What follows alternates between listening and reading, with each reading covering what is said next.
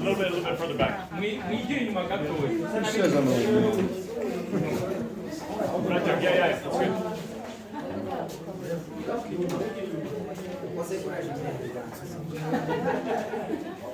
Is that okay? He needs to come in. He can move around back. wajya nk'ahantu kuko abasumba we najya mahari ese mwese uyu se ko yihishe inyuma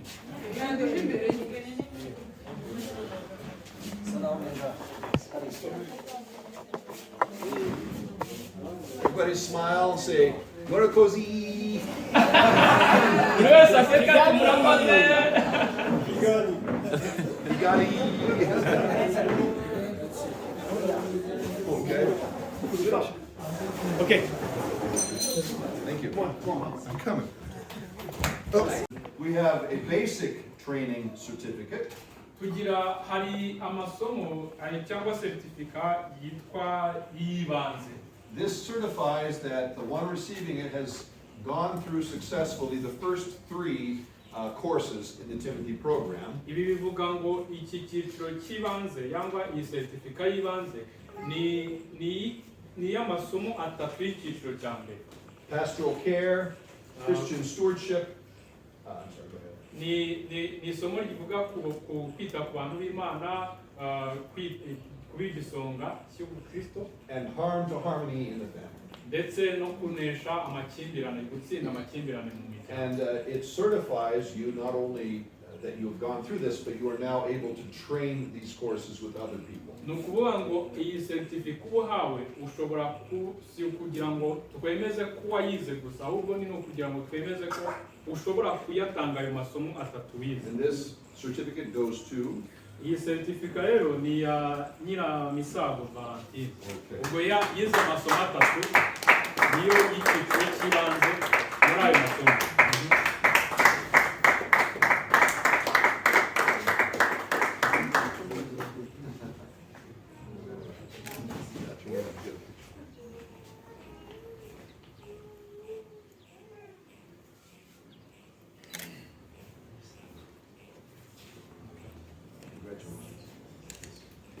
Now, we have 8 of you Dufite abandi bantu 8 who will receive advanced Timothy leadership training certificates. ni nko kuvuga bo si certificate y'ibanze ahubwo ni y'ikirenga muri aya masomo kuko yize amasomo yose atandatu yemererwa kuyigisha. These certify that you have successfully taken all 6 Timothy courses. Bivuga ngo uyu yize amasomo atandatu yose y'uyu mugabo nyine yamwe y'ubuyobozi bw'abashumba, Including the courses that I mentioned, ya masomo yose navuze, along with biblical preaching, ubwo yayandi atatu yavuze akiyongeraho kubwiriza muri Bibiliya, teaching the Christian faith, kwigisha abantu ibya gikristo, and sustainable development. ndetse n'iterambere rirambye.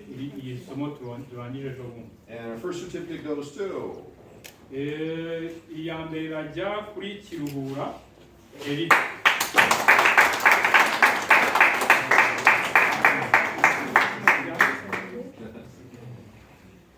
Congratulations.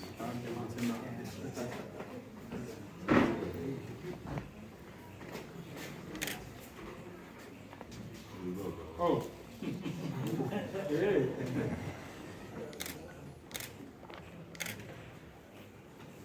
Okay.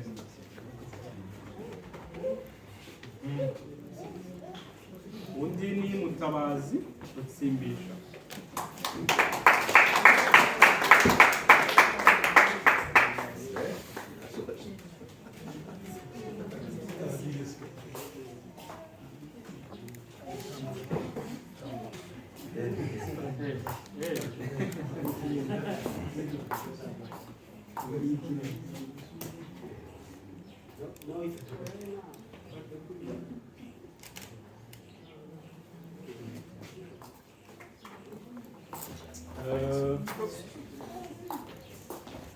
Mutunzi Musore Wakanda.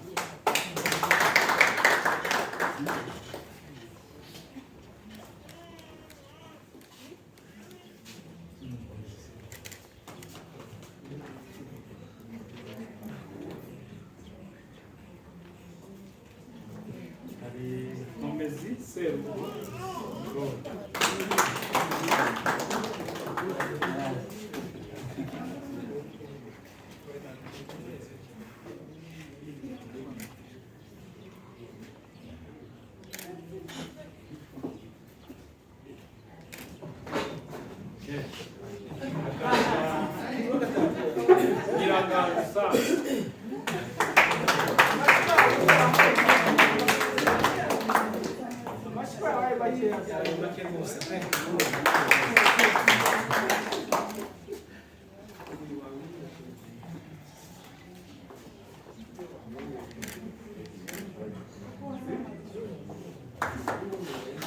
Akaza Jeannette Nyiramahirwe.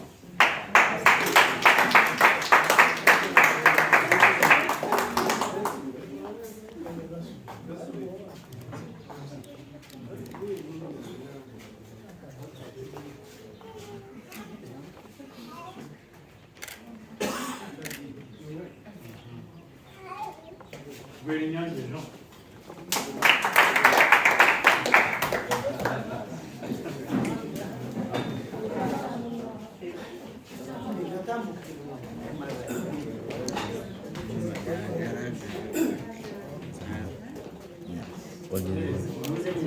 ibihumbi bitandatu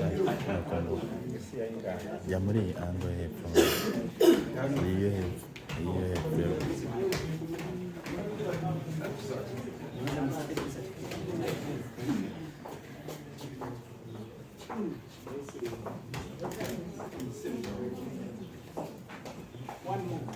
One more.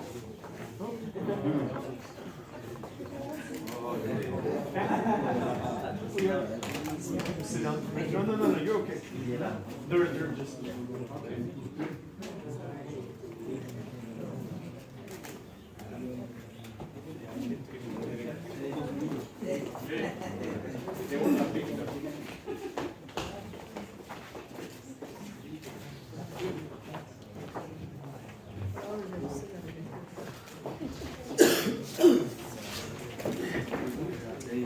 Mugwaneza Mutoni Lasiti.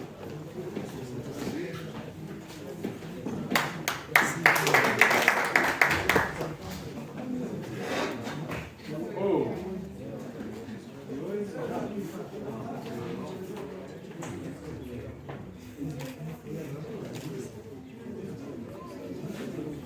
Okay.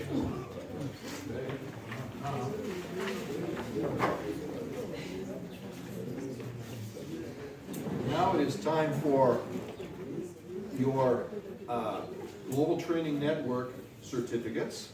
Noneho iki cyiciro tugiye gukora rero ni icya certificate za Global Training Network za ya myaka 3 yose. These certify that you have completed the entire 3-year curriculum. Ibi bivuga ngo ushoje imyaka 3 amasomo y'imyaka 3 yose. Brought by Global Training Network. Yateguwe n'uriya muryango wa Global Training Network. Birumvikana itandukanye. Ayo izo zari iz'uyu mugabo we ku giti cye, izi noneho ni iza ya masomo yose twize y'imyaka 3. So, Hanyuma Shimimana Sawado. Amazi cyane.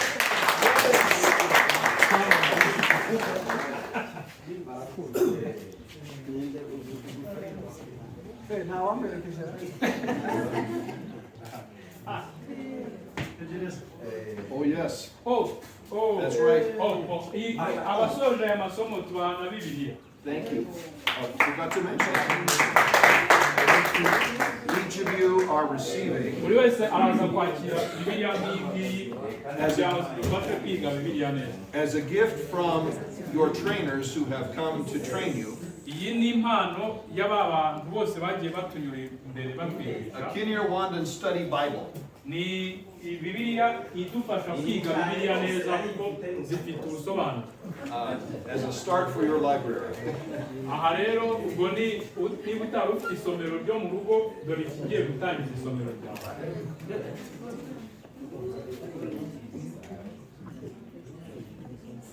Okay.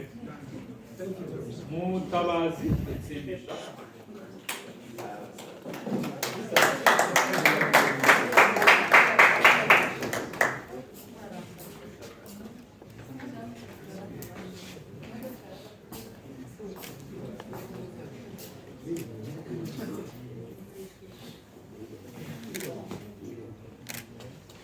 Wenyange John.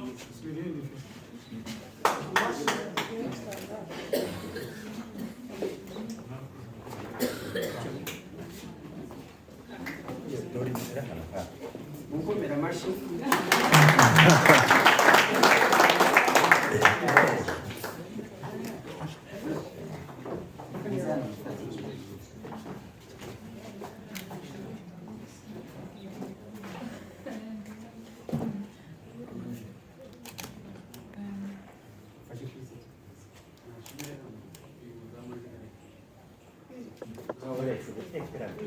nta kibazo.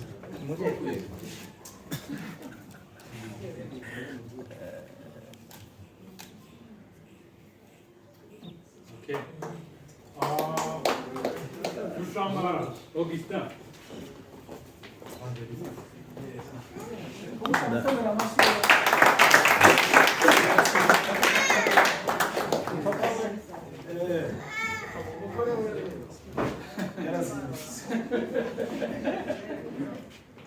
Você leva a manhã lá, dá uma lá, claro, lá,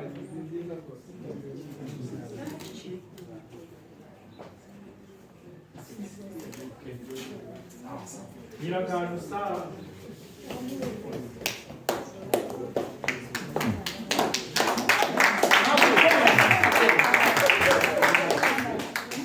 Você vai ter como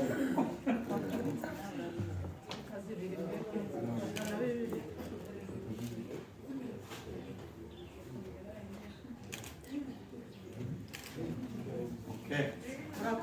Proteína Joel.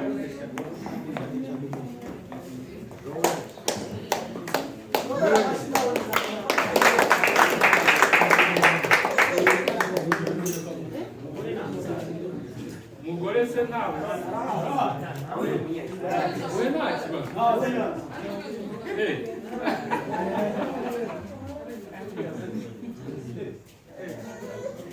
Hey.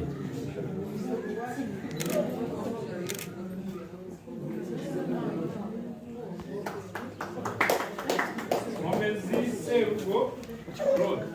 It's okay.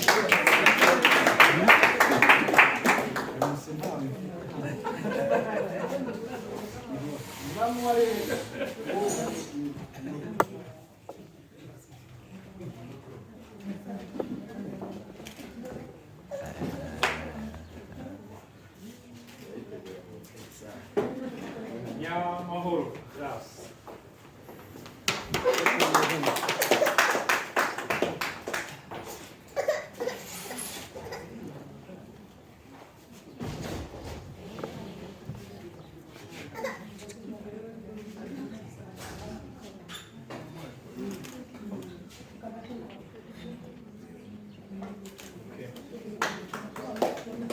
Shizirungu Jean de Dieu.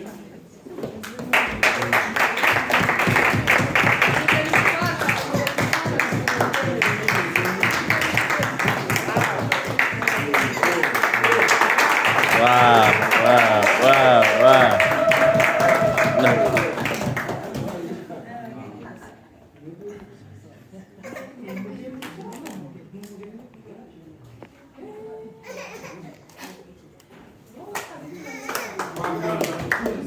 Musore.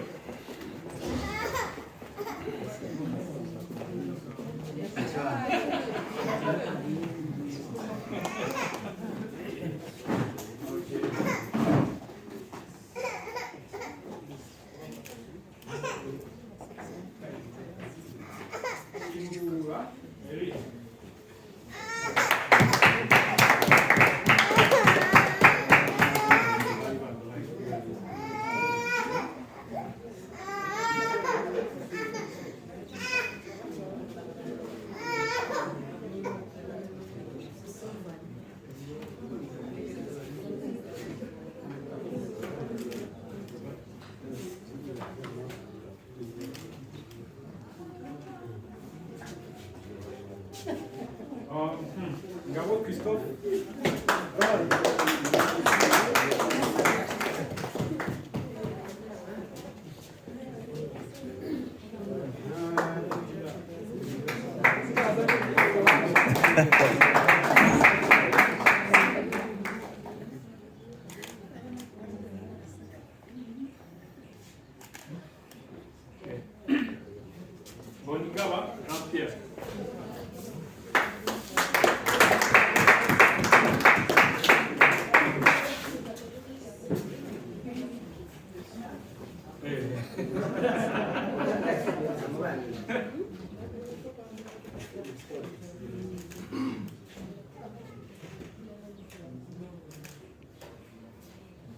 Nyamboneka.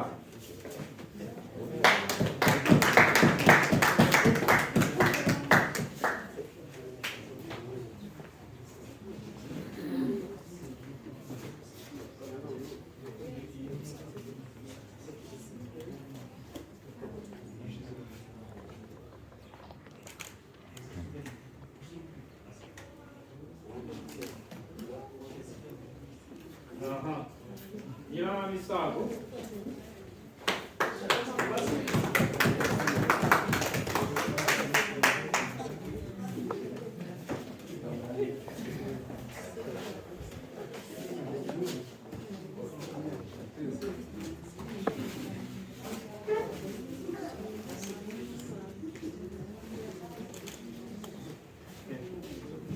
Mugwaneza Mutoni Yashyize.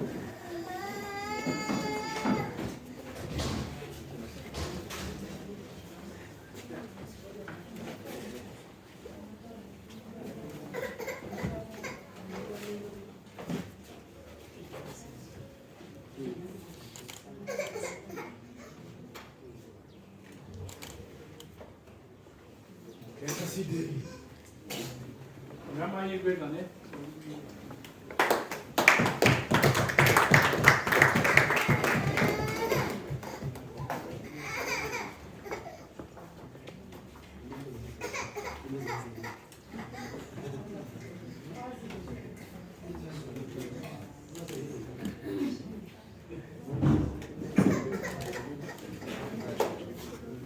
Benimana Jean-Claude.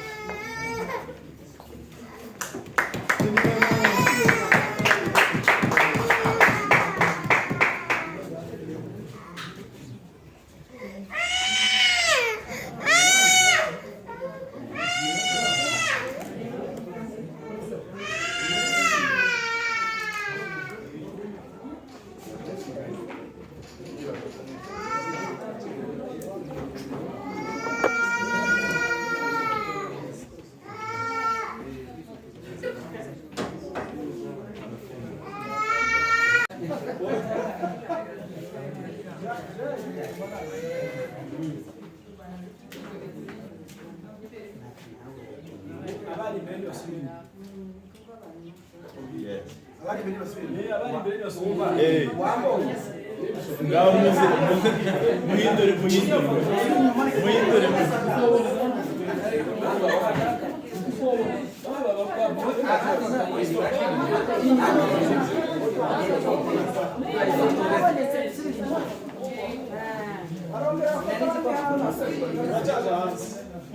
Eric, now we're going to was this yours? Yeah.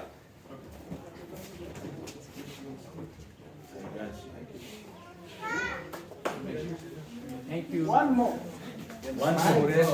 Kandebe niba ibaye amahoro.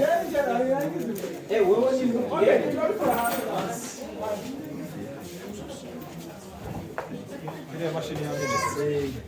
Ubwo yayikandagiye nahise numva.